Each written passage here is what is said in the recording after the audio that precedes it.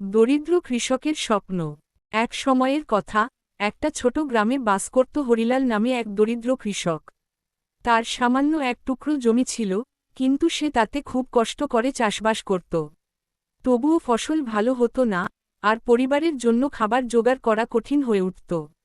একদিন হরিলাল মাঠে কাজ করতে করতে ক্লান্ত হয়ে একটা গাছের নিচে বসে পড়ল।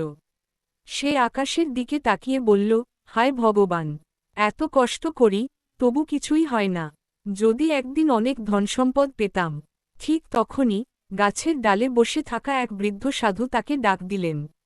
সাধুটি মিষ্টি হেসে বললেন, বৎস, মন খারাপ করো না, আমি তোমাকে একটি আশীর্বাদ দেব। এই লাল রঙের বীজটি নাও এবং তোমার ক্ষেতে বপন করো। 7 দিনের মধ্যে তুমি এর ফল পাবে। হরিলাল আনন্দে নাচতে লাগল। সে দ্রুত বীজটি বাড়িতে নিয়ে গেল এবং তার জমিতে রোপণ করল।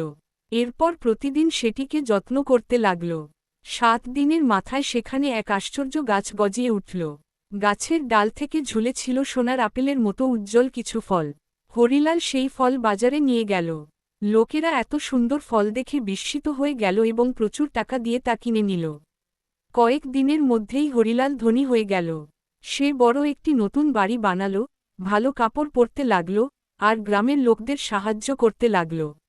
কিন্তু ধনসম্পদ পেয়ে হরিলালের মনে অহংকার চলে এল। সে ভাবতে লাগল, এখন আমি এত ধনী, কেন আমি আর পরিশ্রম করব? এরপর সে তার জমিতে আর কাজ করা বন্ধ করে দিল। ধীরে ধীরে সেই আশ্চর্য গাছ শুকিয়ে যেতে লাগল। একদিন হঠাৎ ঝড় উঠল, আর গাছটি ভেঙে পড়ে গেল। হরিলাল হতভম্ব হয়ে গেল।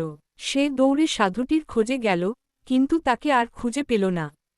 হতাশ হয়ে সে আবার তার পুরনো জমিতে ফিরে গেল। এবার সে বুঝতে পারল, ধনসম্পদ থাকলেও পরিশ্রম না করলে কিছুই স্থায়ী হয় না। সে আবার চাষবাস শুরু করল, আর সত্যিকারের পরিশ্রমী কৃষক হয়ে উঠল। সেই দিন থেকে হরিলাল নিজের প্রচেষ্টায় সফল হতে শিখল এবং গ্রামের সবাই তাকে শ্রদ্ধা করতে লাগল। উপদেশ: ডানে ইশারা করা উল্টো হাতের তর্জনী অলসতা মানুষকে ধ্বংস করে, কিন্তু কঠোর পরিশ্রম